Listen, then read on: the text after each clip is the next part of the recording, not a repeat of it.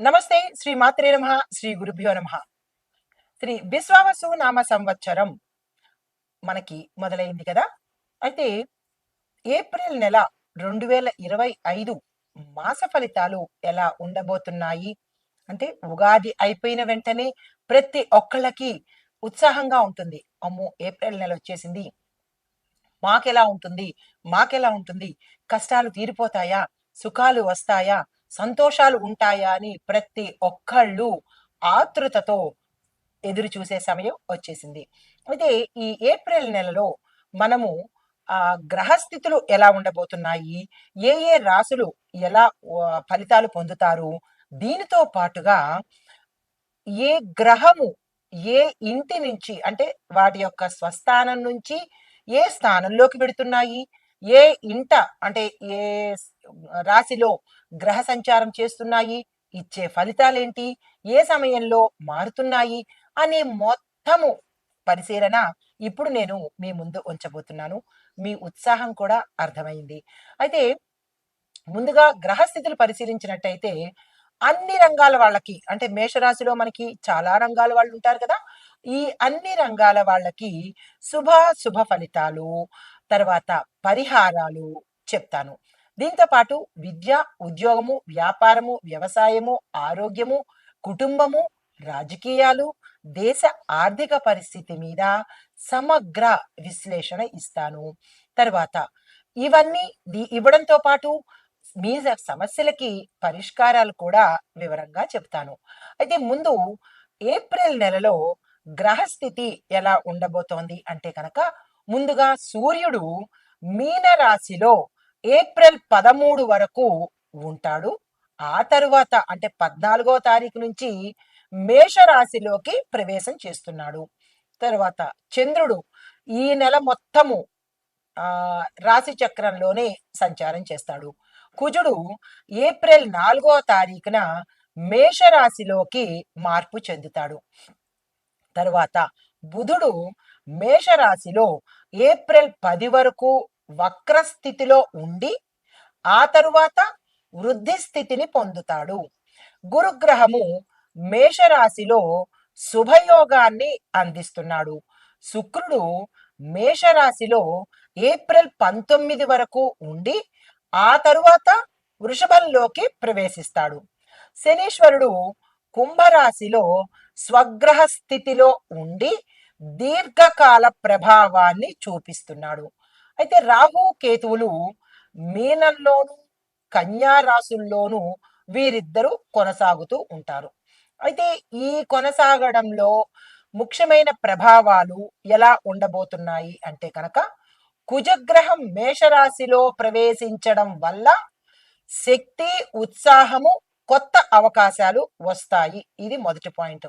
రెండో పాయింట్, బుధుడు వక్రస్థితి నుంచి సరి అయిన స్థితిలోకి రావడం వల్ల ఉద్యోగ వ్యాపార రంగాల్లో పాజిటివ్ మార్పులు జరుగుతాయి. తరువాత గురుడు శుభయోగాన్ని కలగజేస్తూ విద్య, ఉద్యోగ, వ్యాపార రంగంలో ఉన్న వాళ్లకు లాభాలు, అభివృద్ధికి దోహదం చేస్తున్నాడు. అయితే శని భగవానుడు రాజకీయ ఆయన యొక్క స్థితి దేని మీద ఉంది? రాజకీయ నేతల మీద, ప్రభుత్వ రంగాల్లో మార్పులు తీసుకురావడానికి ఈయన యొక్క ప్రభావము ఎక్కువగా కనపడుతోంది. ఇవి గ్రహస్థితులు, గ్రహాలు మారిన వారి వారి స్థితులు. అయితే ఇప్పుడు మనము మేషాది ద్వాదశ రాశుల వారికి ఎలా ఉండబోతోంది అనే అంశంలో ముందుగా ఏప్రిల్ నెల 2025 కొత్త సంవత్సరము విశ్వావసునామ సంవత్సరంలో మేషాది ద్వాదశ రాశుల వారికి, విద్యార్థులకు, ఉద్యోగస్తులకు వ్యక్తిగతంగాను ఆరోగ్య స్థితులు, వ్యాపార స్థితులు, రాజకీయ స్థితులు, దేశకాలమాన పరిస్థితుల్లో ఆర్థికంగా ఎలా ఉండబోతోంది, వ్యవసాయదారులకు ఎలా ఉండబోతోంది అనే అంశంలో తదుపరి రాశి కర్కాటక రాశి. ఈ రాశిలో ఉండే విద్యార్థులకు మంచి మంచి అవకాశాలు వస్తాయి. కొత్త కోర్సులు నేర్చుకోవడానికి this is the right time. వెంటనే అప్రోచ్ అవ్వండి. అయితే హైయర్ ఎడ్యుకేషన్ కోసము విదేశాలు వెళ్ళాలి అని అనుకున్న వాళ్ళు ఈ మాసంలో మనకి 30 రోజులు చేతిలో ఉన్నాయి కాబట్టి తక్షణమే అప్లికేషన్లు పెట్టుకోవడం కానీ, వారితో సంప్రదింపులు జరగడం కానీ, ఏవైనా ప్రణాళికలు వేసుకోవడం కానీ, ఇలాంటివి ఏవైనా చేయాలి అని అనుకుంటే కనుక తక్షణమే ఆ ప్రయత్నం ఈ రోజు చేసుకోండి. అంటే ఈ రోజు నుంచి ఈ మాసం అంతా చేసుకోండి.